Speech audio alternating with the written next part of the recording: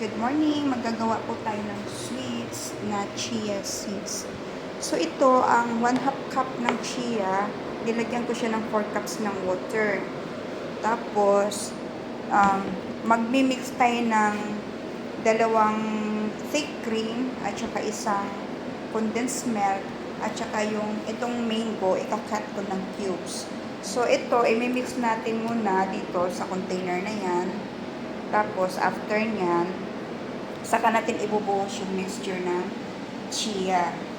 So, ito yung tinakalan ko, 4 cups. Standard ng 4 cups at saka 1/2 cup ng chia seeds. So, ito ikakat natin ito ng cubes.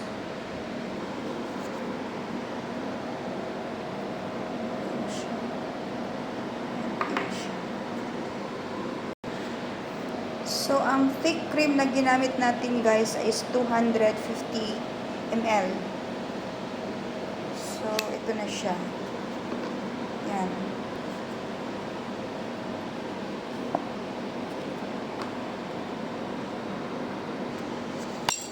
So, i-release natin siya.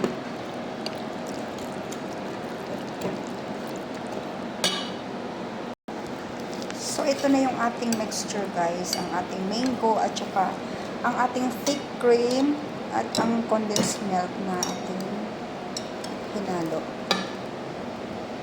So, ngayon, i-mix na natin ang ating chia seeds.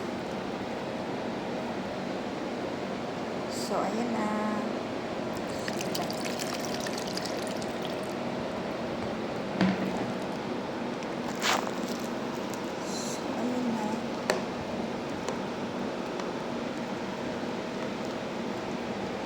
So, atin na siya. Pwede na siya i-standby sa fridge, guys.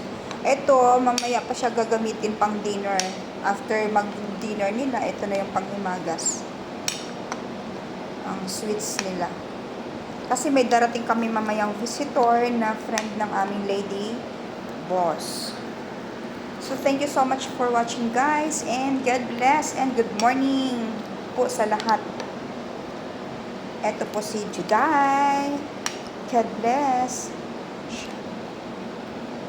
So, mamaya, yung mga seeds na makita natin, tataba na siya.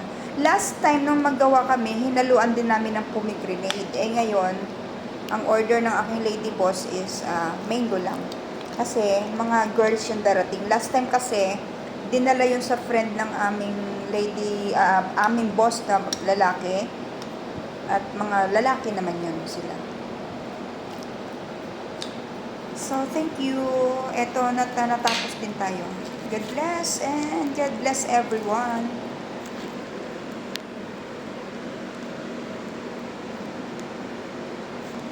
Tatanggalin lang natin yung mga mga smear sa gilid-gilid.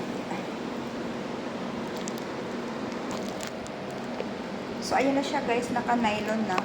At ilalagay na natin siya sa fridge. Bye-bye!